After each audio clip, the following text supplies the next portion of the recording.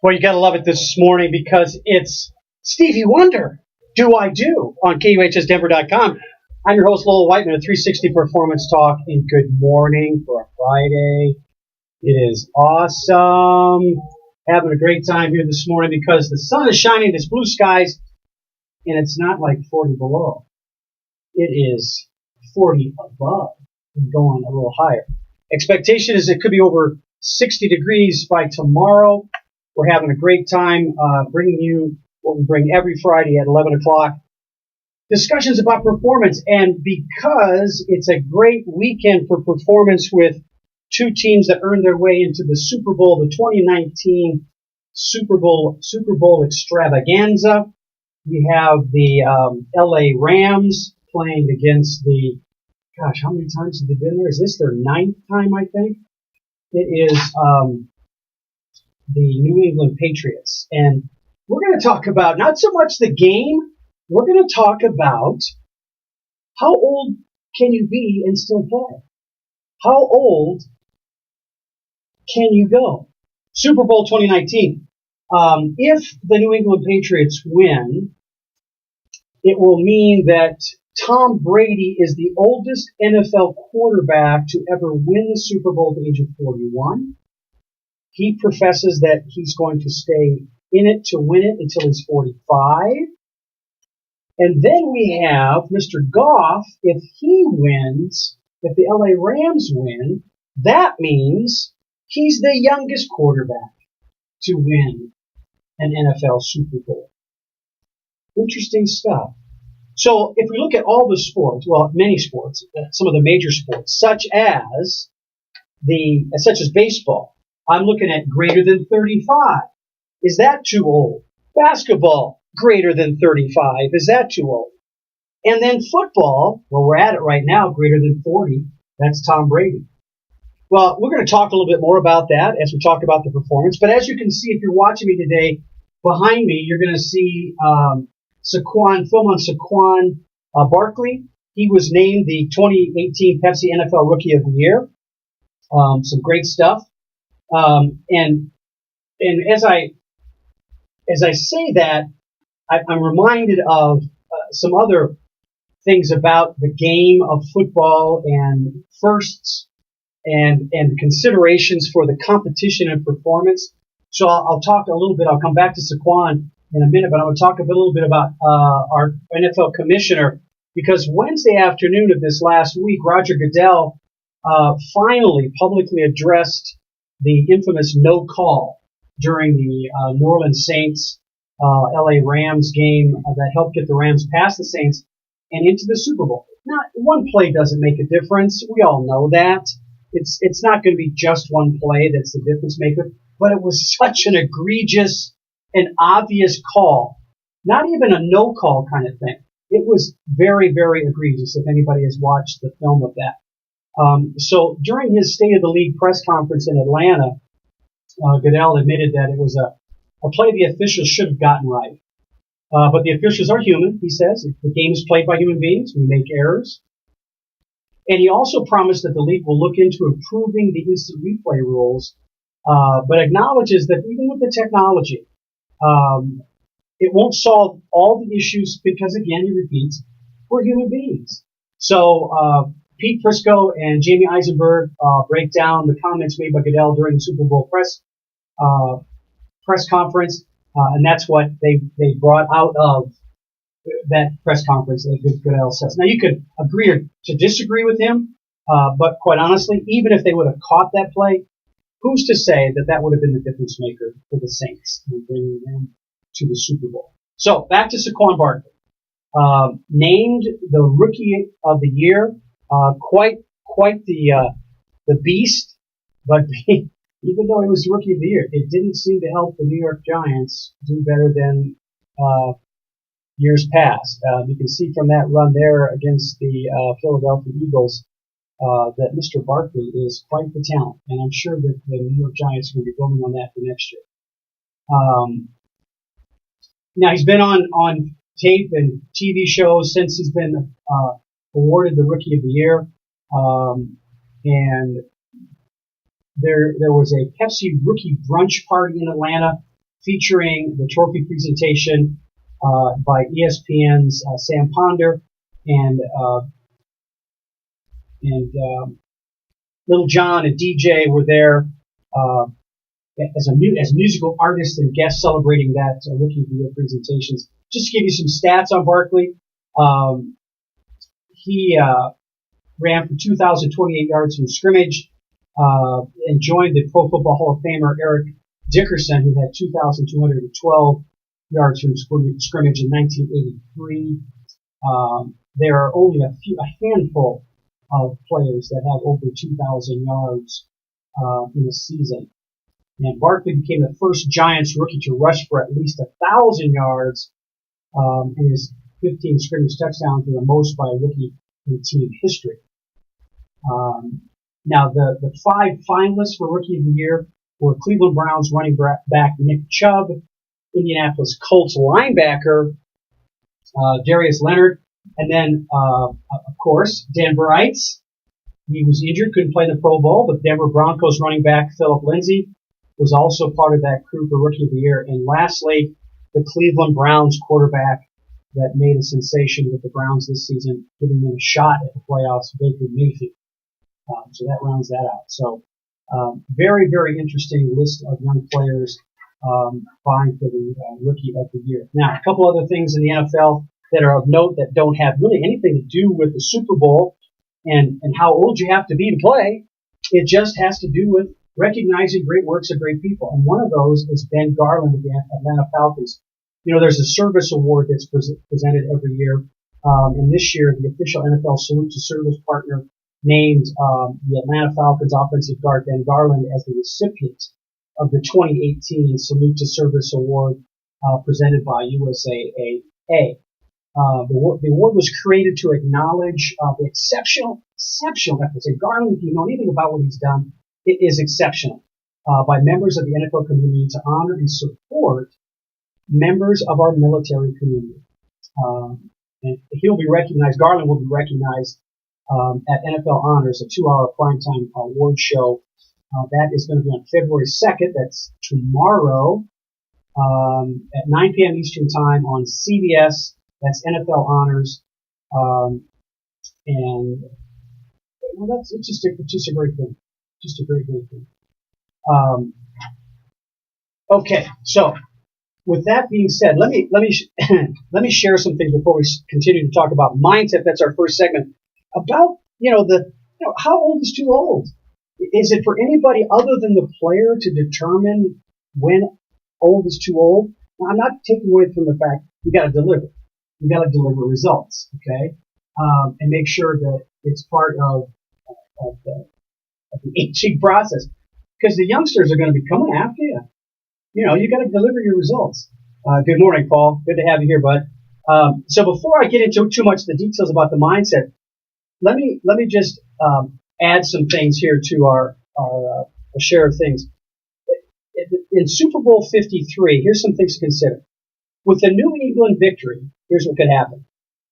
The Patriots will capture their 6th Super Bowl championship that will be tied with the Pittsburgh Steelers. Now that's Terry Bradshaw, Pittsburgh Steelers kind of era. And New England will also have won its 37th postseason game. That will already surpass the Pittsburgh Steelers. So who's got their target on the back? Pittsburgh Steelers.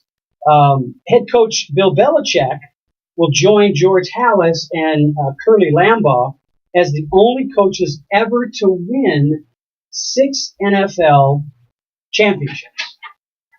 All right? And then lastly, quarterback Tom Brady has now won 6 Super Bowls, surpassing Pro Football Hall of Famer Charles Haley, who has 5 for the most of any player. Now, also remember, I said earlier, he'll be the oldest. He'll get that recognition. Now, with the Rams, if the Rams were to win, the Rams will celebrate the 2nd Super Bowl victory in the history of their franchise, but they're first in Los Angeles. The first in Los Angeles. Remember, I think it was with Kurt Warner when they were still in St. Louis. And then at age 33, Sean McVay, the head coach, becomes the youngest coach ever to win a Super Bowl. Coach Mike Tomlin, again, Pittsburgh Steelers, he was 36. So McVay will be the youngest. And then quarterback Jared Goff becomes the first quarterback selected as the number one overall to lead his team to a Super Bowl victory within his first 3 seasons. Okay? So, this is why I wear my Superman shirt today. Because there's some Superman kind of effort that needs to go out here. These two teams are going to compete.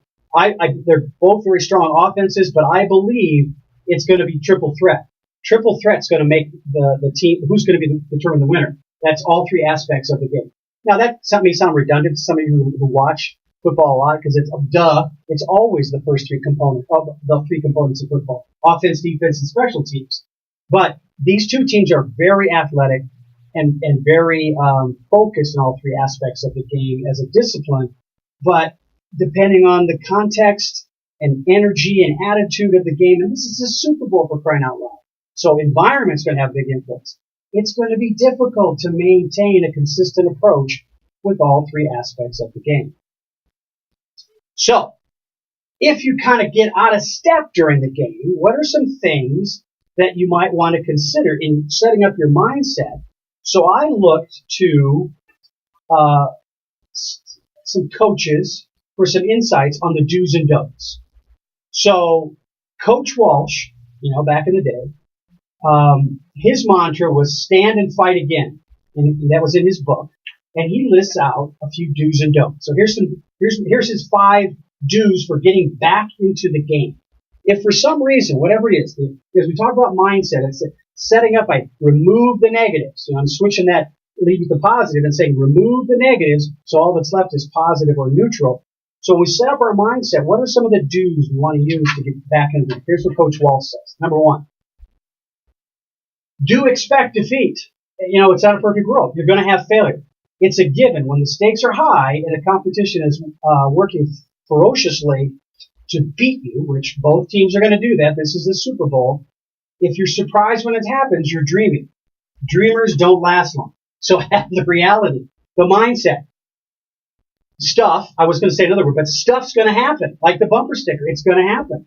You need to be prepared with the realization in your mindset that you're going to fail. There's going to be points in the game you're going to fail. The issue is, how do you get back from that? How resilient are you? How mentally tough are you? So here's number 2 from Coach Walsh. Force yourself to stop looking backward and dwelling on the professional train wreck you have just been in. It's mental quicksand. If you keep thinking about what just happened, you're sinking in the sand. You got to pull yourself out. Struggle to get out of that quagmire. Don't dwell on it. Get over it. Find a technique. I offer to you, which, as we do in the latter sections on the skill side of things, breathing, focalization, and looking at your environment, being aware of everything around you.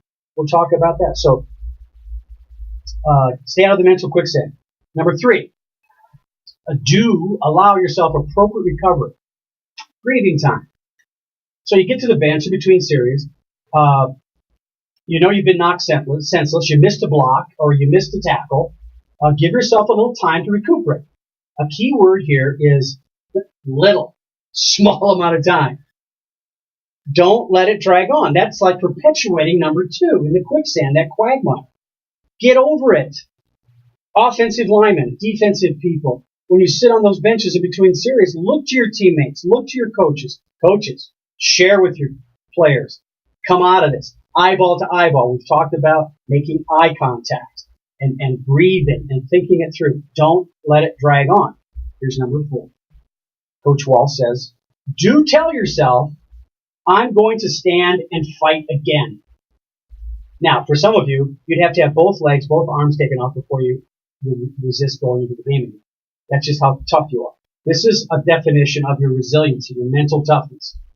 I'm going to stand and fight again. Mantra over and over and over again if you're dead. With that knowledge, that often when things are the worst and you're really feeling the lowest,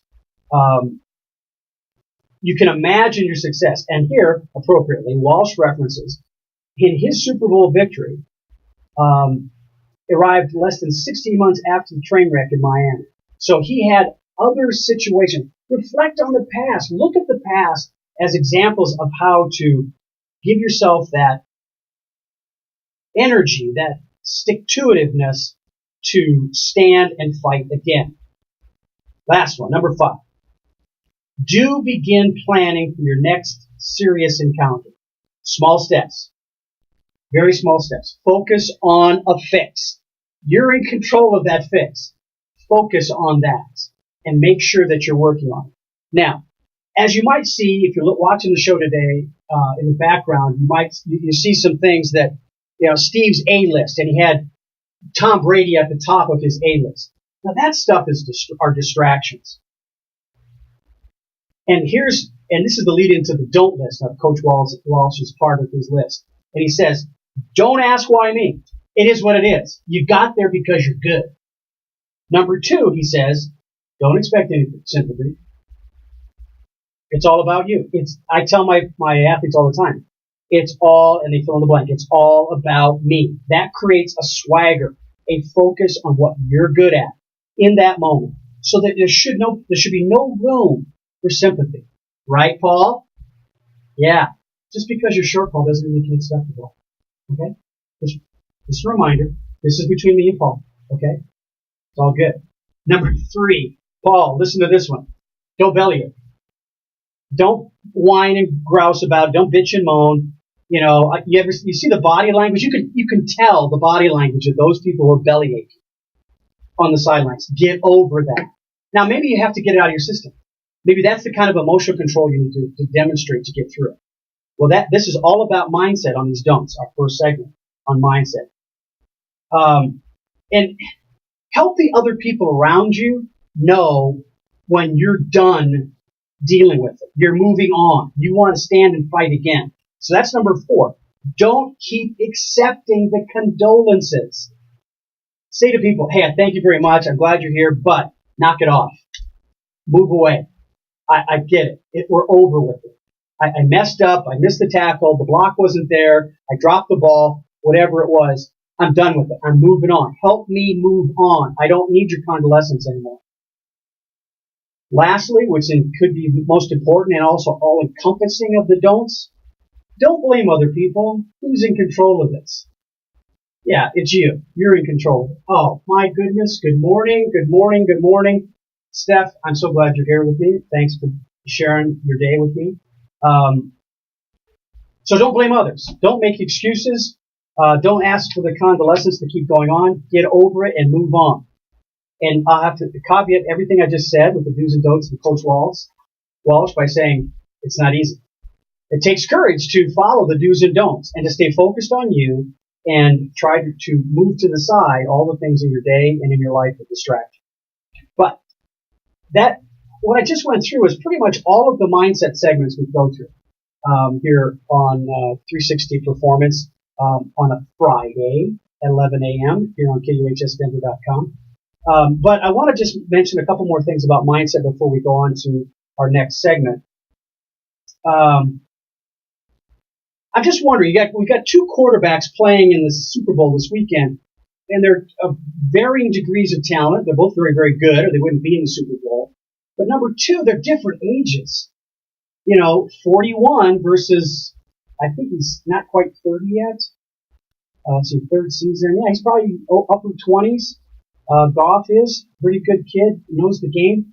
Obviously not Tom Brady, but do they prepare different?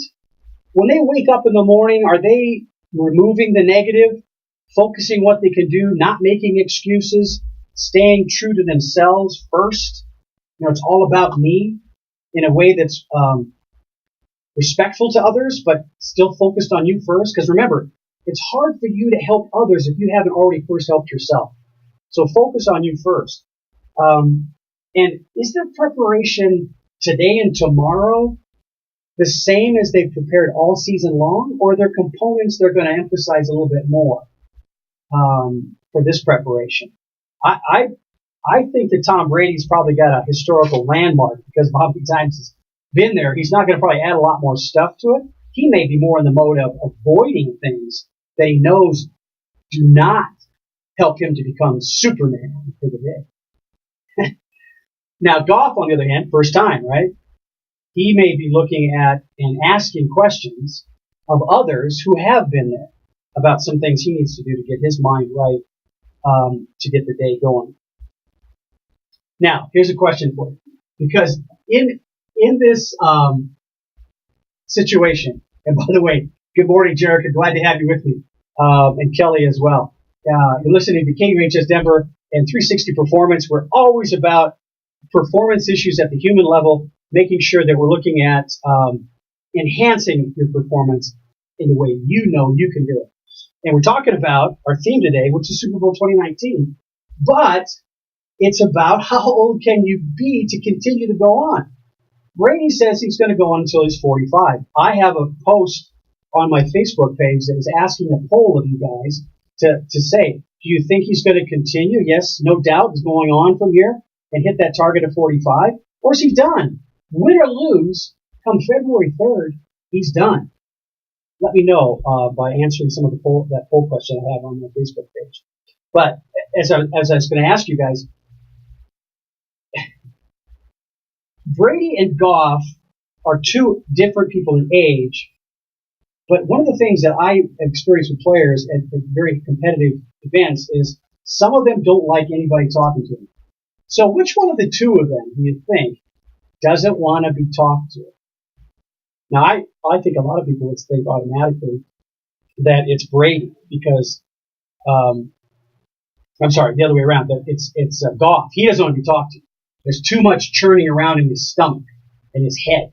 Where Brady, he's been there. He's been there a number of times. So he knows what's going on. If you've watched any of the pre-Super Bowl interviewing that went on this week with teams and players, Brady's interviews, I mean, he was talking to little kids with a microphone. He was talking to Jimmy Kimmel's sidekick that was on. I mean, everything was open to him. He was going after it all and very natural and very easygoing. So I think that Goff is the guy that's not going to want to have anybody talk to. He's going to hunker down into his little space and really just focus on. Now you'll know who it was by watching the start of the game on execution on the offensive side of the ball between those two guys. Look at who's sharpest in their execution and look into the detail. Watch footwork. Watch their body movement, how sharp and succinct it is, especially if the end of that execution is resulting in a positive play. Those are signs of who's got the mind right and is game tight for that particular game on Friday. So as I bend over, I'm going to lean over and get something out of my bag. This is the time when I'm going to share with you some of the great things that I love to have. One of those is Empower Body Care products. Empower Body Care products, as the slogan says, put it where it hurts. This is the oil, but they've got lotion and bath salts. I recently had a gentleman that I see every once in a while at the local health club. He's an elderly gentleman. He's got diabetes. He's got the nerve pain in his feet, and he tries the bath salts. The bath salts worked wonderfully for him. The Empower bath salts. Oils on those spots where they hurt. My athletes use this. If you look at the empowerbodycare.com website and you order the CBD, which can be sent to you by mail, this is CBD, even though it's a cannabis product, it's CBD, does not break any laws. So have this sent to you, but use this code, LW010. Take advantage of that and enjoy relieving some discomfort and pain from those of you who are the weekend warriors like I am with athletics. And hopefully I'm going to hit the snow and get some snowboarding. The other thing I want to share with you, and this is for Stephanie and Kelly and everybody out there, a lotion, a germicide, hand sanitizer, Germ Block. Germ, and then BLOC, block, BLOC, block, Germ Block. Go to AvCare, AVKARE.com, and order AvCare online. This is non-alcohol, so it's alcohol-free, but kills 99.9% of all the germs out there. That's all the staph and bacteria and all that kind of stuff. It takes care of all of that, but it's a lotion. It feels extremely good to your skin, and you only need that much. It's a little teeny, if you can see, a little teeny dot, and it works really, really good, and it feels good. And it doesn't do that knuckle cracking, cuticle bleeding, oh, that's disgusting, kind of thing. So try the Germ Block, and by all means, empowerbodycare.com. Use the code LW010. Okay, we're into our skills segment. Moving along. I'm talking too much, still talking fast, but talking way too much. Now, it doesn't. It seems like the Denver Broncos can't get away from being connected to the Super Bowl in some way. And I don't mean historically. I mean current day. And here's the connection: the running back for the LA Rams is Anderson. C.J. Anderson is with the LA Rams. And do you think if you watch the playoff games he was in, he was extraordinary and just a beast on the field. And I think he's got something to say. I think he's sending a statement, not just to the league, his teammates, and the other team he's playing against, but I think he's sending a message to the Broncos. I don't know that the Broncos did him well in whether it's play calling, an offensive line, building camaraderie. There was something missing between player and the connection between his support cast. Because obviously he's got the talent. He's doing it at LA. I'm going to be very interested in watching the coverage this weekend to see how he's doing. And from a team standpoint, in the skills side of things, remember, skills is the five senses for me. The breathing, what you see, what you smell, what you taste, and what you hear. These things, you need to open that up. When you're going to be the most competitive you can be, like the Gronk, who's on the screen behind me, there's a young man that's amazing. He's got to be using all five senses just to survive. Good morning, Ed. Hey, Ed, send me your comments about the visual. How do I look? What side is my best side, Ed? Ed's a photographer. I've known Ed for a long, long time. So, Ed, share with me via Facebook. Or just send me a note right now. Just type it in. Let your fingers do the walking, talking, and share with me. Little tongue-in-cheek there, Ed. I know. I've been told I'm not funny. So, at any rate, the Gronk, he's got elbow issues. He's had shoulder stuff. I mean, his preparation for a game, it must take weeks just to get him to a place where he's going to be literally feeling good about himself. And, I want to add after that, darling, you look marvelous. You know what I'm saying? Okay. Billy Crystal thing? Okay.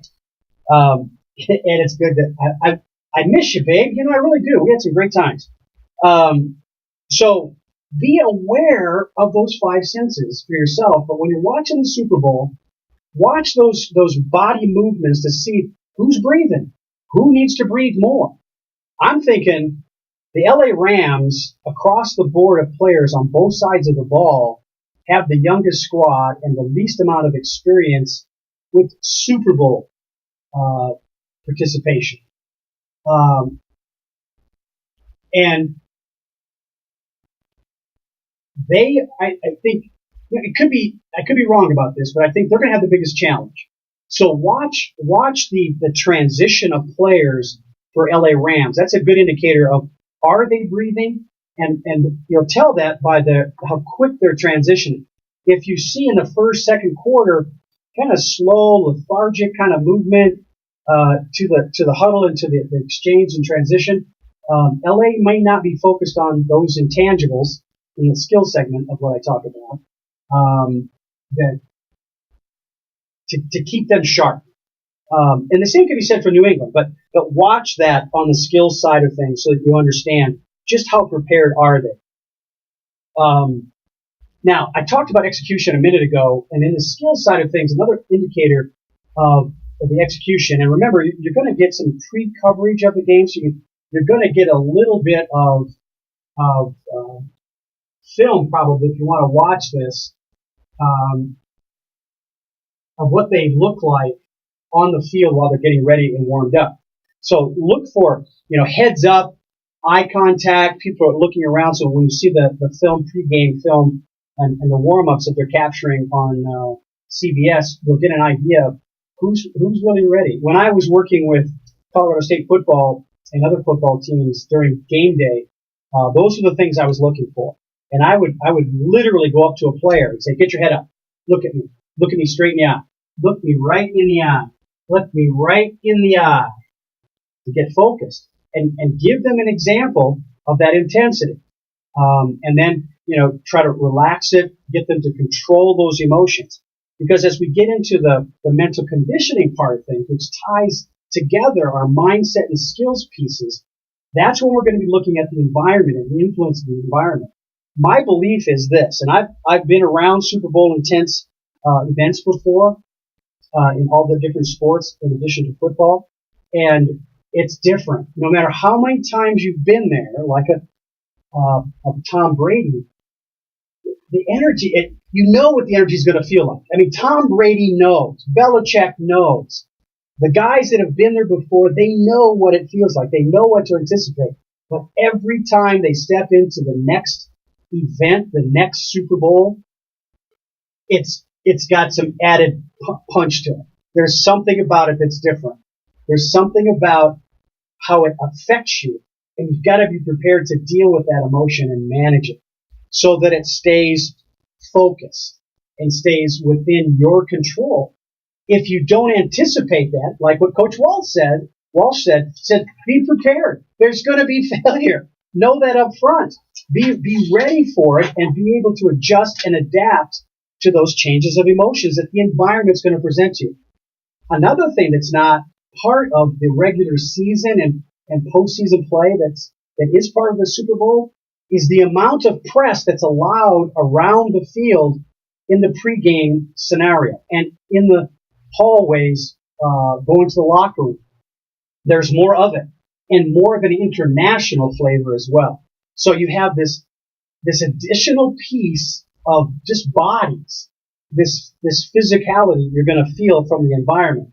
And not to mention the images and colors and shapes that are there. So if as a player or a coach, you don't acknowledge that, you want to try to ignore it or put it out of your head, you're going down a path that could create failure. That would not be something I would recommend you ignore. Bring it in.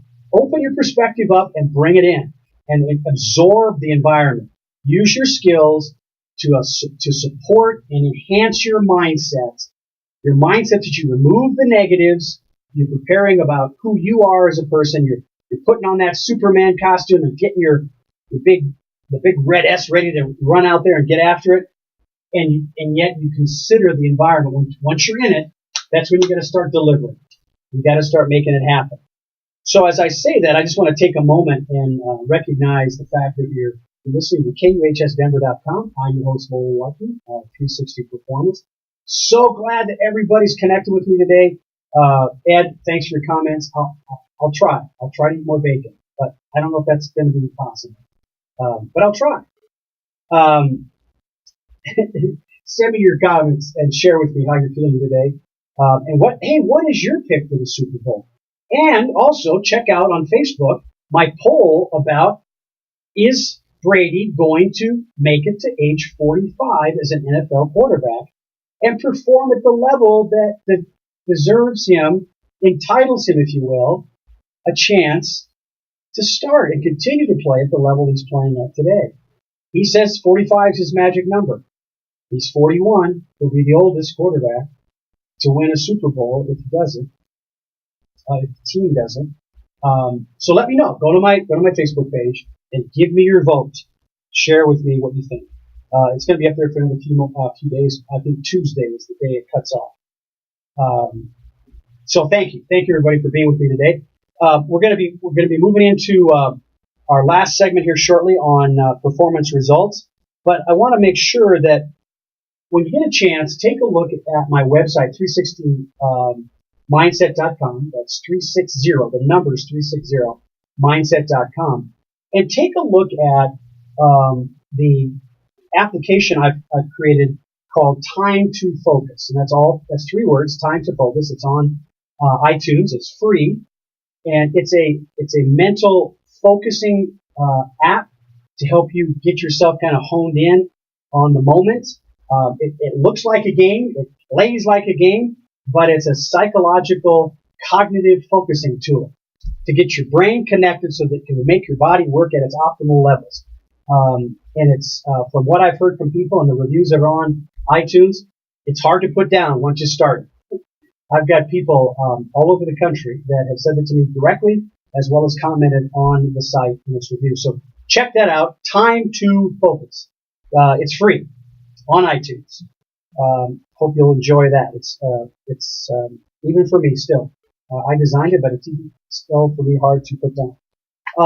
Want to let everybody know as we bridge into the performance results segment and finish up on our mental conditioning segment. The mental conditioning segment is all about environments. And one of the environments that's been on my mind lately is professional baseball, Major League Baseball. And in particular, in the state of Colorado, I'm always been interested in why we don't have more indoor facilities at the college level to support the development of baseball.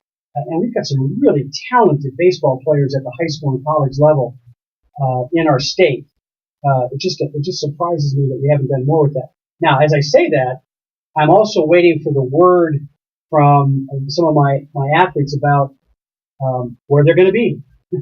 They were free agents last year, do great things. One of my guys has been on the show a few times, contributed to us, gave us his wisdom about playing the game of baseball, progressing up through the ranks.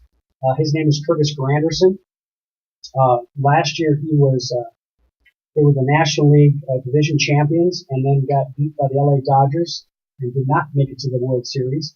The Milwaukee Brewers, and regretfully, but Curtis has made not a career, but he's made a real great place for himself as a talented 37-year-old athlete.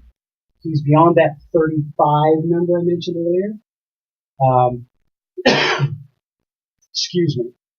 So I'm interested to know about that the aging process is an interesting thing. And many times for me, I'm very sensitive to my environment.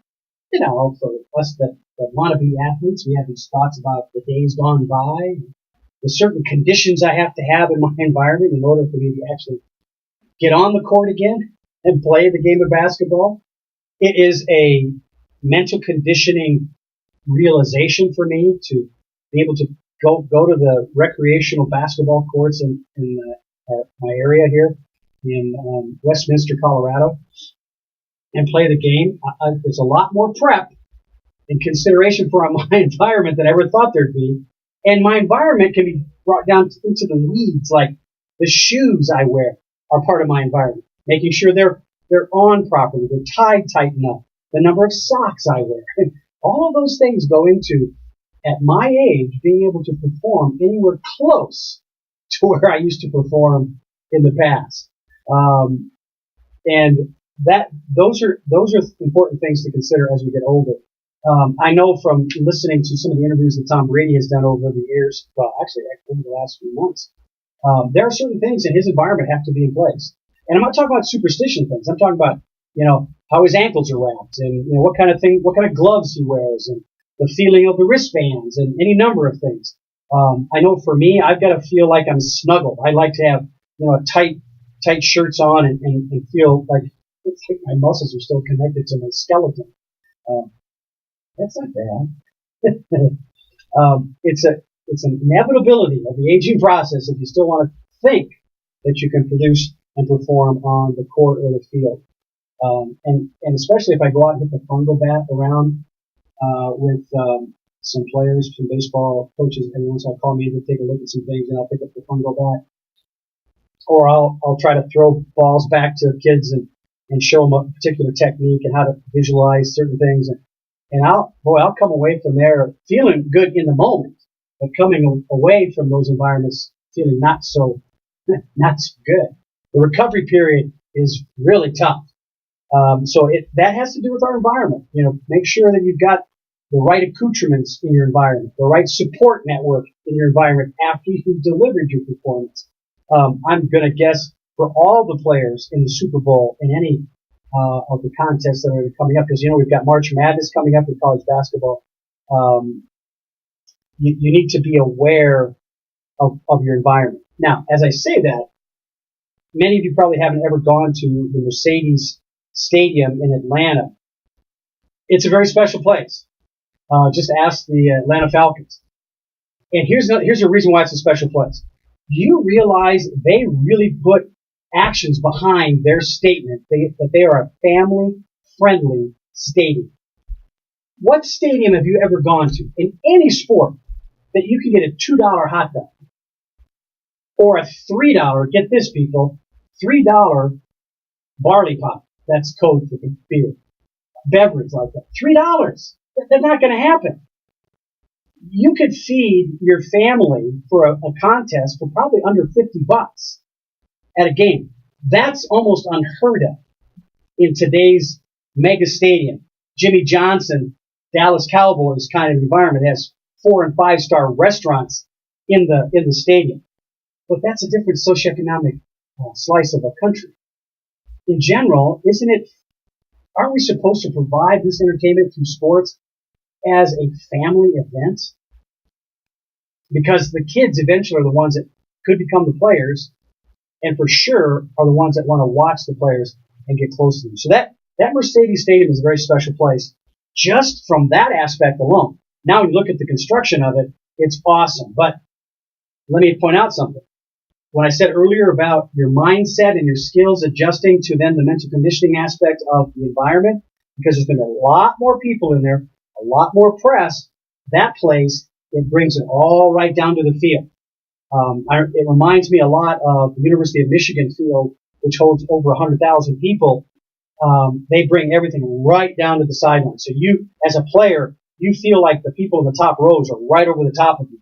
It's an exciting place to play, but you've got to be prepared to adjust and adapt to that if you've never seen that before or you've never been in that facility. Now, I don't know if I don't remember the schedules of LA or New England for sure played arena. So there may be some familiarity with that, but it's a very, very interesting consideration and a needed consideration about your environment so that you can create processes, and this is our last segment of the show, performance results, so you can deliver. Let me remind you of a couple of things to consider when you are put into a very challenging, competitive arena like these guys will be put into on Sunday. Breathe through your nose, out through your mouth. All constantly, but especially when you're trying to come out of a situation that didn't go well, that there was failure. As Coach Walsh said in the do's part, expect it. You're going to have failures. It's just going to happen. So breathing through your nose, out through your mouth, and get your head up. Don't bring it down. Get your head up as quickly as possible. Make eye contact. That's the number 2. And that processes you want to practice to get performance results that are connected and marry in all of the components of the mindset, the skills section, and mental conditioning. That next one is have that eye contact. And then as you sit down and you're trying to recover and bring yourself back from those situations, both good and bad, think before you speak. Think about it. That's the big part, the important part. Think about what you're going to say so that it's clear, that people understand. Oh, do I need to help him a little bit more? Or oh, I get it. I'm going to help. He's going to help me, and we're going to work together. So make sure the messages are clear, because in the competitive arenas like that, you don't have a lot of time to transition. And in the Mercedes Stadium, it's going to be loud, people. It's going to be loud. Now, I have no idea about ticket sales and which crowd, LA versus New England, is going to have the greater fan base, but I'm guessing it might be 50-50, close to it, as far as supporters from both teams. And in addition to that, you've got other components that aren't a part of the season, the general regular season and post-game season, and that's the entertainment at halftime. So you've got a longer time to sit and wait. So the next thing I want you to think about is summarize what you hear. In your head, go through it. All right.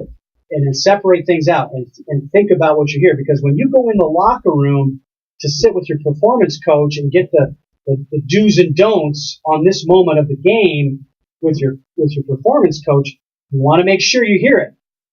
You're going to have a lot more time than you normally do to think it through. So make sure you get the message understood and that you can then translate it into what are your actions? What are you responsible for in that transition? Now, that can also happen at pregame. Because remember, you got pregame, you go out without your pads on, you get your information, You work things out. You get your sweat going. You take that vision and you actually practice what you are thinking about, and then you take that back into the locker room for the pregame talk with your position coach. Yeah, there's some rah-rah, hoo-ha, arousal kind of stuff. That all is important, but it isn't as important at the same degree of importance to everyone on your team. So make sure you summarize what you hear during those times during the game. Now, how does this translate to you all listening to me in your everyday lives? Because you're more than likely not a professional football player or professional athlete of any kind. And for sure, unless you surprise me, you're not going to the Super Bowl and taking a snap. But you have that Superman mindset that you need to prepare for your everyday occurrences.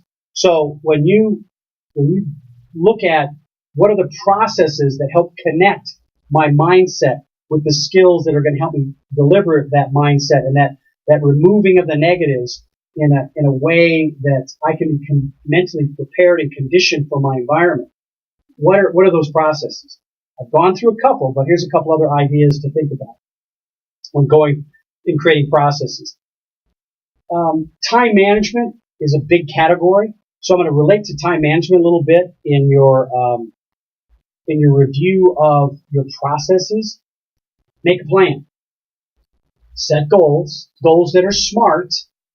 Now, I'm going to presume that both teams for the Super Bowl have done both of these things, and that they are going to rely on their coaches to have shared those goals and objectives with them a week or so before this, and they're going to re-emphasize it during the meetings, pregame and at halftime. But with that being said, you've got to get a vision. So make a plan, set some goals, and then visualize that. Even to the point where you're imagining your action steps and maybe even what it looks like, or not what it looks like, but what it smells like, what it sounds like. The brain is very, very powerful, and you can imagine smells into the situation so that you create comfort level. Because the bottom line in the process is that you reinsure and reinforce confidence, your swagger. Because as I said earlier, it's all about you. Now I think, as the picture behind me with Tom Brady there taking questions this week at the Super Bowl Media Day, the man has the swagger. He's got it going on. And if it's not apparent to you, it is to me. His family's a big part of that. His wife, his kids, his mom, his dad, even his NFL family is part of that. Many of those players, the coach for sure, he's been around for years. I would be surprised if those people don't communicate without speaking, and very succinctly. That may not be the case with the LA Rams. They haven't been together that long. Sean McVay, as their coach, hasn't been there that long. So it's a compliment to them that they've made those connections. They've brought it all together, and they're at the Super Bowl. So set goals, make a plan first, set goals, visualize that plan, put yourself in that plan, practice it in your mind. And then the fourth thing I want to ask you to do is see yourself succeeding. But at the same time you see yourself succeeding, open the possibilities as to where are the chances for failure. I'm not going to say you're going to be able to mitigate that failure, but with the realization, you'll diminish its impact. You'll be able to recover quicker. There's where your resiliency is reinforced with mental toughness. The 4 steps I just asked you to go through are steps that help you create and reinsure mental toughness. You need the mental toughness to increase the speed at which you recover and are resilient. Take a look at that and make sure that you're looking at your performance for you and have your swagger and your confidence along with it. Now, in ending the show today, I'm going to pod up a recording that is important to me. This last week, a 15-year-old young man in Boulder, Colorado, took his life. He's one example of many of the increasing numbers of teen suicides in our country, if not around the world. And I'm going to share that with you now.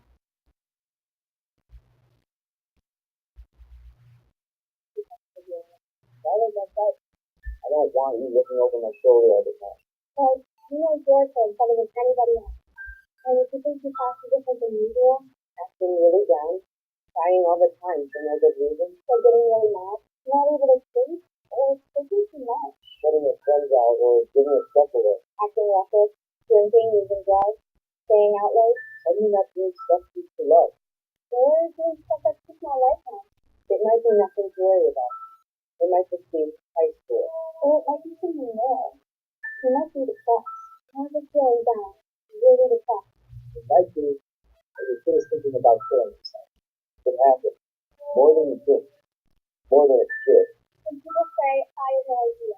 I thought it was just the phase he was going through. I never thought she'd do it. I wish it come. I wish it said something. I wish I'd said something. When it's too late. If you think it's acting different, if you seems like a different person, say something. Say, what's wrong? How can I help? And ask straight out. Are you thinking about killing yourself? It doesn't hurt to ask. In fact, it helps. When people are thinking about killing themselves, they want somebody to help. They want somebody to care. Maybe you'll say it doesn't work for you. Like, you'll put the idea in your head. Believe me, it doesn't work that way. It doesn't hurt to ask. In fact, the best way to continue to kill yourself is to ask. Are you thinking about killing yourself? And what if they say yes? Or maybe. But sometimes, Well, here's what you don't say. that's crazy. Don't do something dramatic. You're making too much of this. That really not always killing yourself, is it? It's not going to solve anything. You're just trying to get attention. You're not going to kill yourself. What you do say is, I'm sorry you're feeling so bad.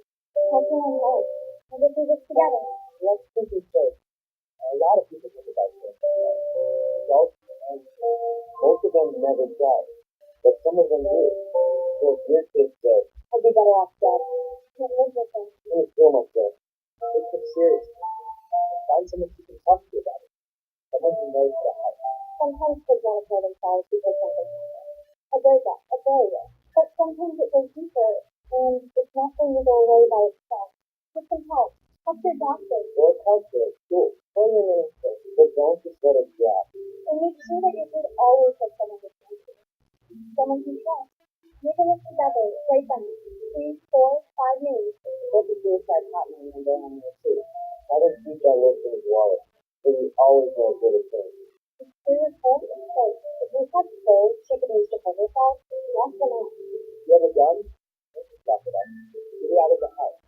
Bullets. And one more thing. If you think your kid might be about to hurt himself, don't leave him alone. Take them to emergency room. Call 911 if you have to. We all have our ups and downs. But sometimes it's more than that. If you think something's wrong, the only way to find out is to ask. Ask straight out. Are you thinking about killing yourself? Don't live for your kid. Trust your gut. Because it never looks to us. And it can make a big difference. All the difference. In your kid's life.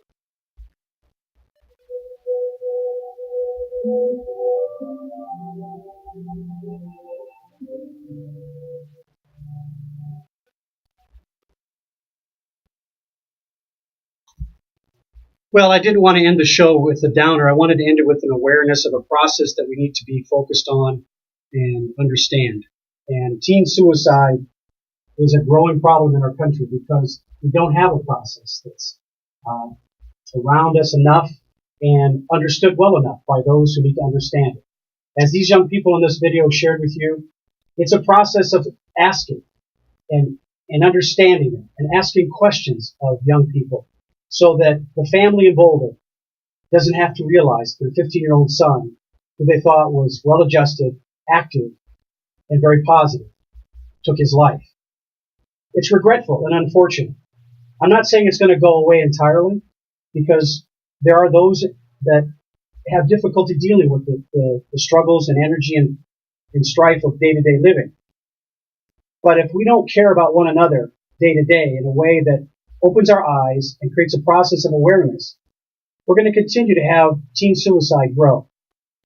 As an educator over the years, I've been associated with young people who have unsuccessfully, thankfully, not taken their lives, but tried. I've also, in looking back at my past, knew there were times when I was, as a young person, pushed to a point where I was desperate and wondered about the next day and why I wanted to stay around. Because the pressures of just interacting with others, I didn't understand them. They were new to me. And I didn't know what the path was to help myself. Now, thankfully, I had family and friends in my life that distracted me, gave me purpose, asked me questions, but not in a formalized way that really counted. So take a look at the screen and look at the suicide hotline, 1-800-273-TALK, and use that line to help young people that you might know that are in need of support from you. Now, as I say that, whether you're an extreme talent in a sport like the NFL or NBA or MLB or whatever sport you love to watch, be aware of your environment. Our performance results area is about process, but it's also about tying together all of the elements of awareness. So whether it's at that high level of competitiveness or it's in the day-to-day lives, be aware of those around you so that you can support their greatness and understand when they need someone to be part of their lives to support them in continuing their greatness and not diminish by their ignorance and by their not paying attention what their needs are. I'm always grateful day to day that when I wake up, the sun is shining, or I'm in a place where I can feel good about myself, even if the sun isn't shining, so I can have the opportunity to interact with others at a level that helps improve them. This is KUHSdenver.com, and you're listening to 360 Performance. I'm Lowell Whiteman, your host, every Friday at 11 a.m. And we got a few ticks of the clock before we say goodbye for today. So I'm going to leave you with a little bit of I'm going to leave you with the end of Stevie Wonder and Do I Do.